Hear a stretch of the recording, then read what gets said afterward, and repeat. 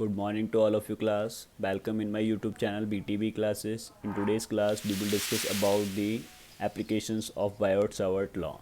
So there is a first question: applying Biot-Savart law to drive an expressions for the magnetic field produced at a point due to a current flowing through a straight wire infinite length.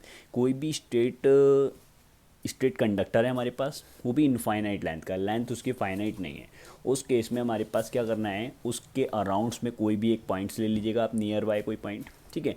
और उस point पर आपको क्या drive करना है, magnetic field के लिए expression की एटलीस्ट मैग्नेटिक फील्ड का जो भी मैग्नीट्यूड है वो कितना होगा। तो क्लास हम यहाँ पर बना रहे हैं एक, that is a infinite length conductor wire X Y. Clear है क्लास कि ये हमारे पास कंडक्टर है, but there is a point P. Consider a wire या straight conductor of X Y, यहाँ पर लिखा हुआ है consider a straight conductor X Y carrying a current I. This once current is carrying capital I. We wish to find its the magnetic field at a point P. हम चाहते हैं कि P point पर magnetic field निकाल ली जाए। Whose perpendicular, this is a perpendicular distance from the wire is a small A. यानी कि यहाँ पर हमारे पास में एक पॉइंट ले लिया, सपोज दैट ये क्यू है और ये इसकी हो गई perpendicular distance, that is a A. Plus suppose कि इनफाइनाइट पर जो भी पॉइंट है वो जो है यहाँ पर एक एंगल फॉर्म करता है, that is a phi one. And दूसरा जो भी हमारे पास साइड है वो एंगल फॉर्म करता है यहाँ पर फाई टू। फिर हमने लिखा है यहाँ पर consider small current element D L. इसके अंदर एक करंट एलिमेंट लेना है हमें, ठीक है, that is a current element. ये हमारे पास छोटा सा एक करंट एलिमेंट है जिसकी वैल्यू कितनी है, डी एल। यहाँ से यानी कि जो डी एल सेक्शन है वो डी एल सेक्शन कितना एंगल फॉर्म करता है क्लास, उसको भी मेंशन किया है हमने यहाँ पर, दैट इज़ अ फाई।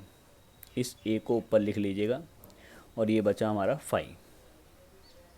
सबको क्लियरिफाई विजिबल हो पा रहा है कि नहीं हो पा रहा है? अगर किसी को कोई प्रॉब्लम आती है समझने में तो क्लास कमेंट बॉक्स में जाके कमेंट जरूर करके हमें सजेशन दें कि किस चीज़ में आपको एक्चुअली प्रॉब्लम आ रही है, ठीक है। तो ये हमने यहाँ से ए को रिप्लेस कर दिया ऊपर की साइड, ये एंगल फाई आ गया हमारे पास। डी एल का जो एंगल है वो कितना है, फाई है हमारे पास। और ये भी जो हमारे पास वाई एक्स है, वाई साइड है, उसका एंगल फाई वन है। और जो भी हमारे पास एक्स साइड है उसका फाई टू है। क्लास इतना क्लियर है कि नहीं है? क्लियर है तो अब हम डिस्कस करते हैं आगे की और कि एटलिस्ट ये क्या है। मान लिया कि हमने ये जो भी हमारे पास में डी एल तक की डिस्टेंस है वो कितनी है, एल है। क्यू से एल, डी एल तक की डिस्टेंस एल है, ये ए आ गया हमारे पास। और ये जो पोजीशन है वो कितनी है हमारे पास, आर। डी एल की पी से पोजीशन कितनी है, आर। देन बायोट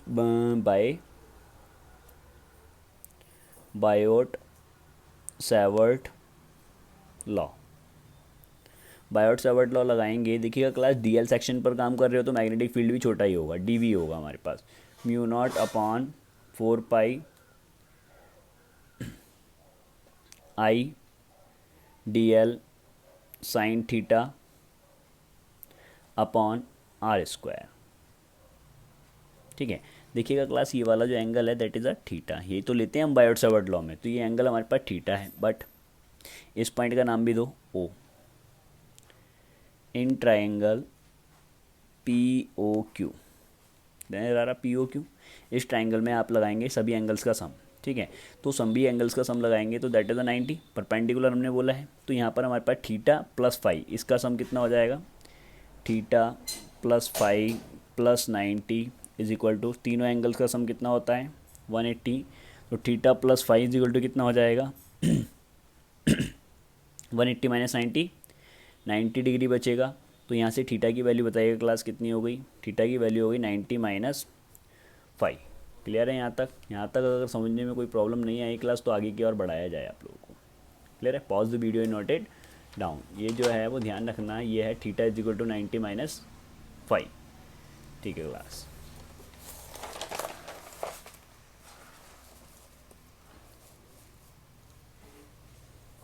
तो पहले नेक्स्ट क्लास में हम डिस्कस करते हैं, दोनों तरफ साइन ले लेंगे।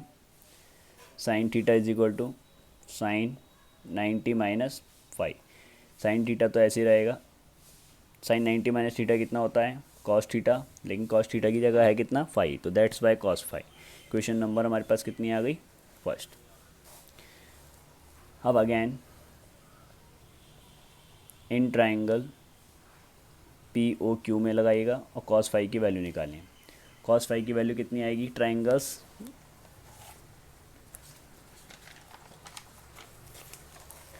देखिए क्लास, ये जो है हमारे पास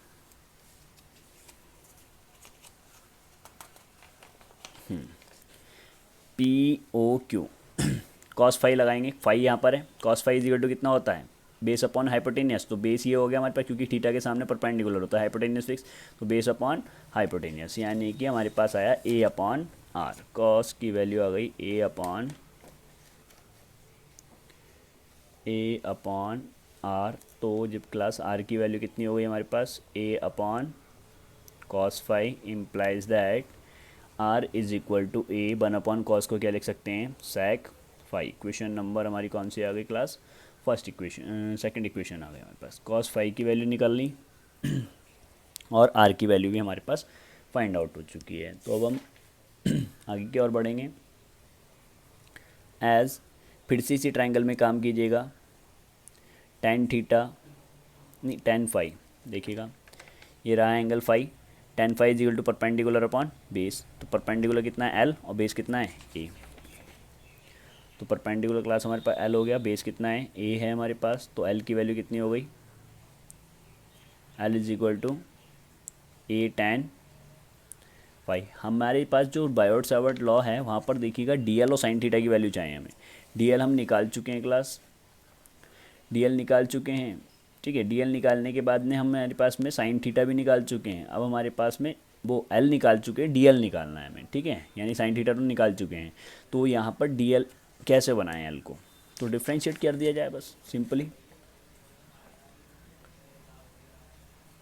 डिफ्रेंशिएट विद रेस्पेक्ट टू 5, इधर तो डी एल हो जाएगा, यहाँ हो जाएगा ए टेन 5 का फॉर्मूला याद रखेंगे, होता है सेक स्क्वायर 5। क्वेश्चन नंबर कौन सी आ गई, थर्ड। बाय इक्वेशन 1 2 एंड 3 सभी वैल्यू को बायोट सावर्ट लॉ में लगाइएगा, D V is equal to mu not upon 4 pi, I D L की वैल्यू कितनी है, A sec square 5 upon R की वैल्यू कितनी है, ए सेक 5 और साथ में हमारे पास साइन थीटा, साइन थीटा को क्या लिख सकते हैं हम, अभी देखा था हमने, देखो साइन थीटा को कॉस 5 लिख सकते हैं, तो यहाँ पर आप क्या लिखेंगे साइन थीटा की जगह कॉस 5, तो क्लास एक सेक से एक सेक कैंसिल हुआ, कुछ गड़बड़ी हो रही है भाई,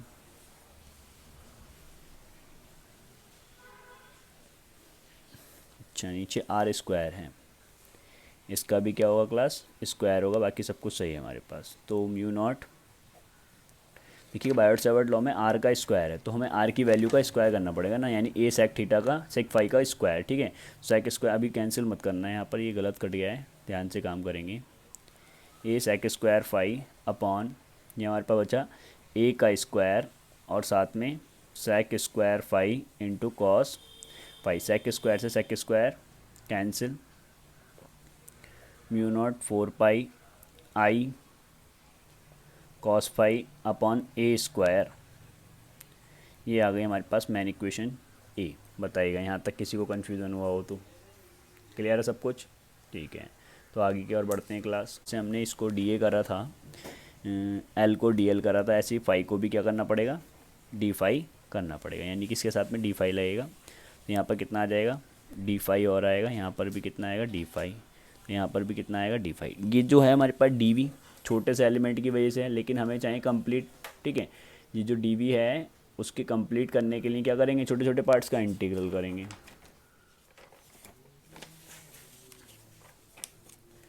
तो सारे डी वी को प्लस करने के लिए क्या आंसर मेथड होता है, ऑन इंटीग्रेशन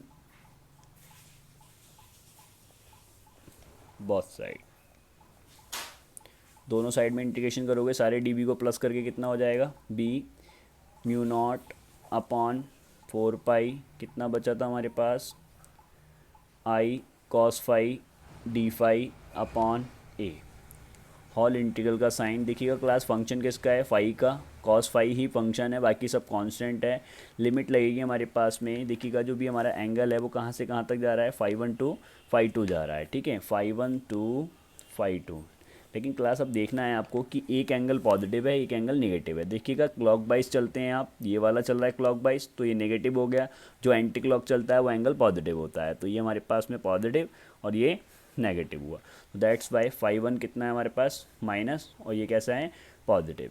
तो पहले कांस्टेंट को बाहर करिएगा, mu naught I upon 4 pi A बाहर आ गया है, माइनस फाई 1 से plus phi 2 cos phi D phi.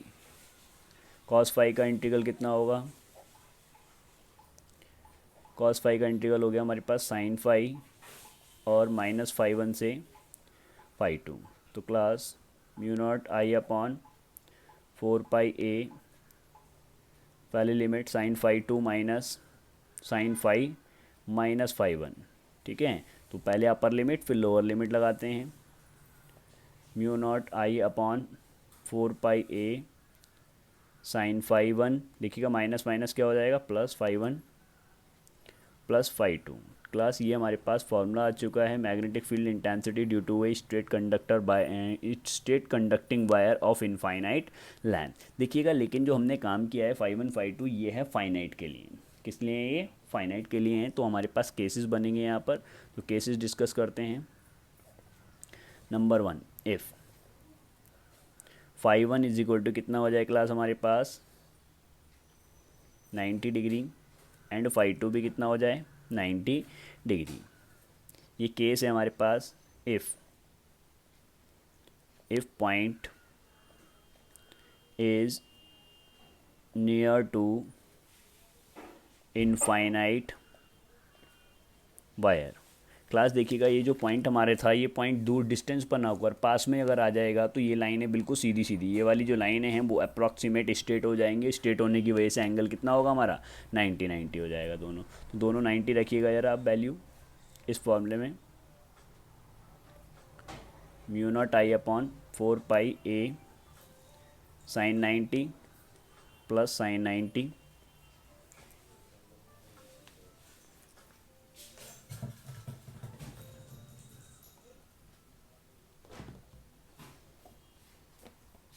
दोनों साइन 90 कितने होंगे 1 हो जाएंगे, 1 और 1 कितना हो जाएगा 2, mu naught I upon 4 pi A into 2, 2 2 जा 4। तो क्लास कितना हुआ हमारे पास,